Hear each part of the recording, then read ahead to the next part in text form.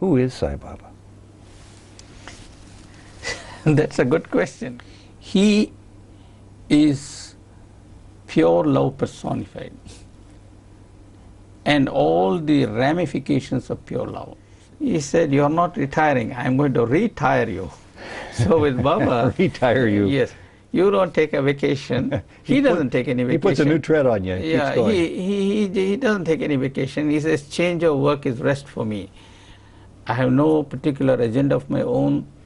And my only complaint is he has given me only 24 hours a day." Puttapati is telling the world now, discover your heart, discover the compassion, and let it flood all over your body, and let it flow out through your body in acts of love, selfless love, that is.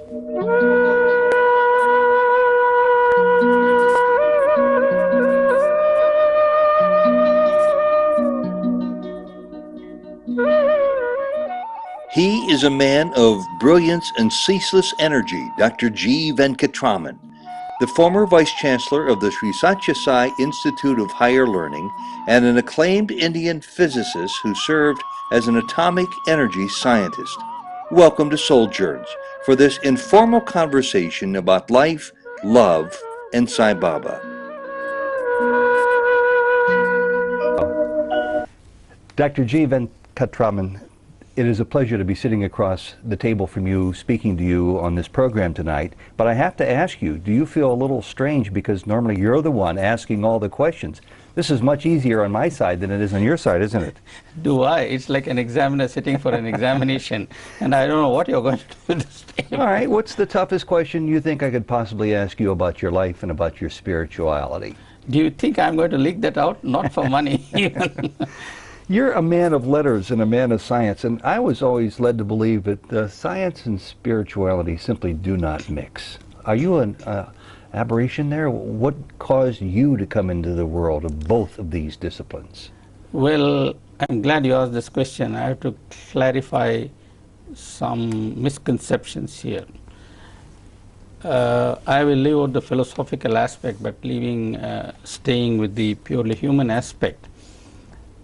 It's only a recent fashion that scientists cough on spirituality. If you go back in history, you don't have to go too far back. If you just go up to, say, Newton and Galileo. Let's take Newton. I don't know whether you know, Newton wanted very much to be a priest. Did not know that. And he was a great believer in God. And he always was amazed by the power of God. For example, he believed in absolute space, a concept in physics. But of course, now we know there is no absolute space. There is only absolute space-time. That came with Einstein. That's a different story. But the point is, he said, you must have absolute space, otherwise it won't be consistent with divinity. And similarly, he looked at the thumb and said, thumb alone is enough to prove the existence of God. And Newton was not an isolated singularity, as we say in mathematics. He was not an exception. That was the kind of feeling that prevailed.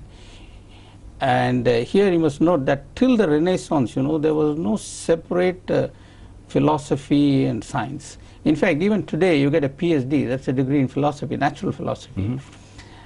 Mm-hmm. But later on, they started to part company. There are many historical reasons for that. But just to mention another person, I think it was Maupertuis, but I can't be 100% sure. He was the first fellow to discover the principle of what we call least action. And he said, God ordained it this way. So everybody invoked God and attributed the laws of nature to God. As late as the 1920s, Werner Heisenberg, he was a young man then, he made one of the profoundest discoveries of that century, 20th century. At 3 o'clock in the morning, he discovered the laws of quantum physics for the first time. And he later wrote a letter to his sister saying, I felt as if I was looking over the shoulders of the Lord. When did you become so interested in the why? Okay, my case is somewhat different. For the simple reason, I led a double life, so to say. Ah. You see, born in India, and having been born in a traditional family, one gets exposed to sort of religion. And I was given a lot of books as a small boy that related to our epics, which I read and I liked. The second thing was, the God that I liked very much was Lord Rama, who stood for truth and righteousness.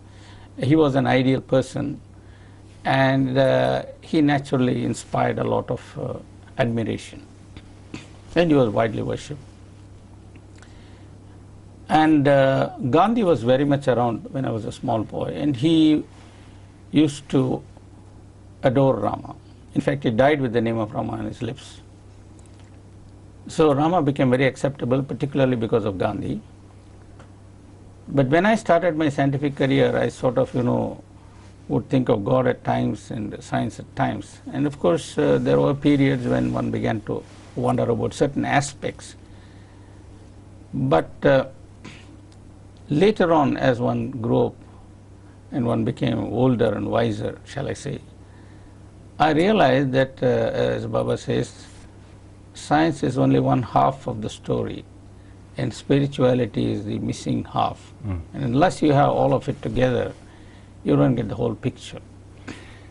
Let me ask you one question about Gandhi, since you brought up his name. If I recall correctly, it was around 1935-37. He was talking to a reporter from a London newspaper, and he made the comment that my life is my message. Somebody else makes that comment a whole lot too. What significance does Satya Sai Baba have in your life? You're going to need more than half an hour for me to explain that. But let me put it very crisply. I think Satya Sai Baba not only has transformed me, but he has made my life meaningful. I went around doing all sorts of things. I got a kick out of it too, some of it at least. Sometimes the events kicked me, but that's a different story. But I did not realize the answer to certain basic questions. Stephen Hawking ends his book, I think it's called something to do with time. I don't remember the exact title. The History of Time? Yes, I think that's it. It was on New York Times bestseller and all that sort of thing.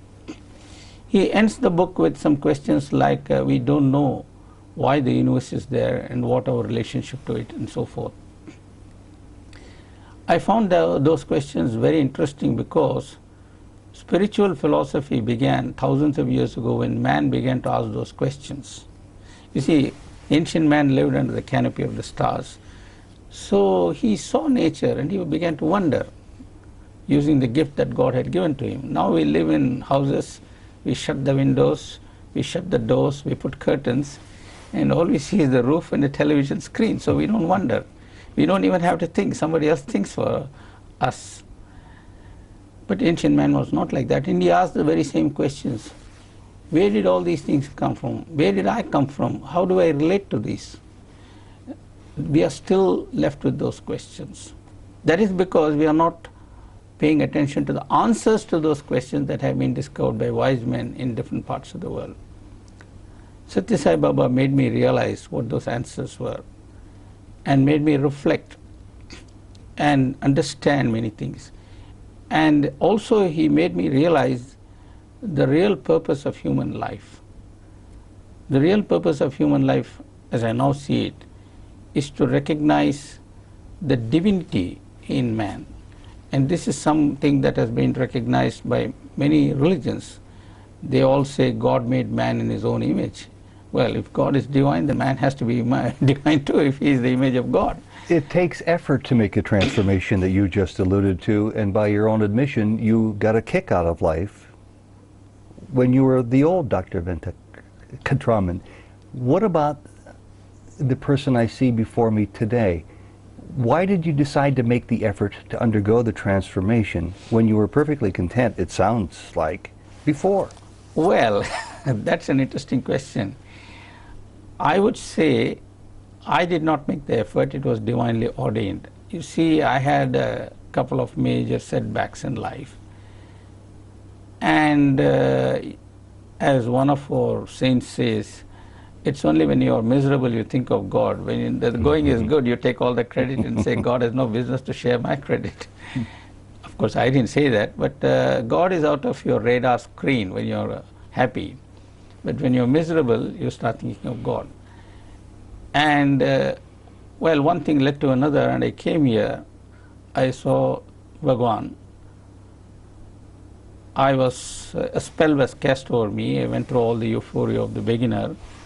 But then, the scientist in me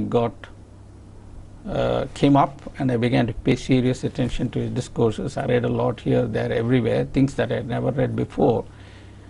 And I began to reflect, because that's what you do in science. You know, you read someone else's paper and you try to find out whether he's right or wrong. If he's right, you say, can I better him? If he's wrong, you try to demolish him. Of course, that's the way the game is played. But here, I tried to understand what he said. And it not only made a lot of sense to me, but it also told me how I could use the remaining part of my life by being useful to humanity. And here, one sentence of Victor Weisskopf profoundly influenced me. Victor Weisskopf was an Austrian physicist who went to America in the early 30s, running away from Hitler, of course. He worked in the US atom bomb project in Los Alamos, but later on he was professor in MIT. And he was a very good, distinguished physicist, a very cultured European.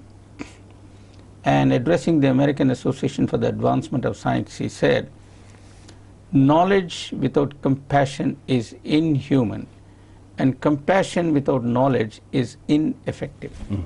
So he said, I'm supposed to have some scientific knowledge. Do I want to be inhuman or human? Well, the choice was obvious, especially being in Bhagwan Baba's proximity. And I have tried to use whatever time I have and whatever talents God has gifted to me in the service of humanity in manners that I thought were useful and within my scope. I've recognized firsthand some compassion here before my very eyes, lots of knowledge as well, and a fair amount of love. But then I've been here several times. You know as well as I do that there are people hearing this all over this planet, perhaps, who are hearing Sai Baba's name for the first time. Who is Sai Baba? That's a good question. In fact, he himself has raised this question and answered it in a discourse many years ago. Well, it all depends at what level you are looking for an answer. If you are looking for an answer at the purely newspaper level, I would give a biographical thumbnail sketch. Sai Baba is a person born in a certain family on 23rd November 1926 in a remote village where there were just 100 people and so on and so forth. That doesn't cut. That doesn't. I would say, if you are asking me to describe Bhagwan Sri Sathya Sai Baba, I would say, in purely human terms, he is pure love personified, and all the ramifications of pure love, such as compassion, such as forbearance. Sternness at times? You see, sternness is a put-on. It's not. He can't be stern. That is just like the father chiding the son. Father can't stop loving his son, nor the mother. But sometimes a little bit of admonition is necessary. So I wouldn't put too much emphasis on the stern. Incidentally, that reminds me, this is something you might like to hear.